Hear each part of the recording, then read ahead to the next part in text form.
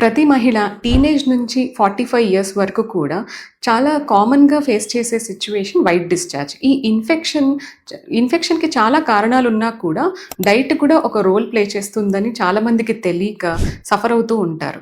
అందులో మనకొచ్చేది sugary foods and sugary drinks. Cool drinks ఎక్కువగా తీసుకోవడం, హై షుగర్ ఉన్న కార్బోహైడ్రేట్స్ రిచ్ ఉన్న ఫుడ్స్ ఎక్కువ తీసుకోవడం వల్ల కూడా వైట్ డిశ్చార్జెస్ ఎక్కువ వస్తుంటాయి. సో చాలా ఫెర్మెంటెడ్ ఫుడ్స్ అండ్ ఈస్టీ ఫుడ్స్ అంటే బ్రెడ్, పిజ్జా, బర్గర్స్ తీసుకున్న వాళ్ళలో కూడా వైట్ డిశ్చార్జెస్ ఎక్కువే ఛాన్సెస్ ఉంటాయి. అండ్ చాలా హై ఫ్యాట్ ఉన్న మిల్క్ కానీ, చీజ్ కానీ, ఐస్ క్రీమ్స్ తినడం వల్ల కూడా వైట్ డిశ్చార్జెస్ ఎక్కువ అవుతుంటాయి.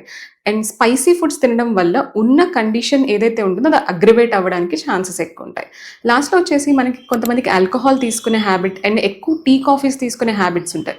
సో ఇలాంటి వాళ్ళల్లో కూడా మనకి ఇమ్యూనిటీ పవర్ తగ్గిపోయి ఈ ఉన్న వైట్ డిశ్చార్జ్ కండిషన్ ఎక్కువ బ్యాడ్ అయ్యే ఛాన్సెస్ ఉంటాయి.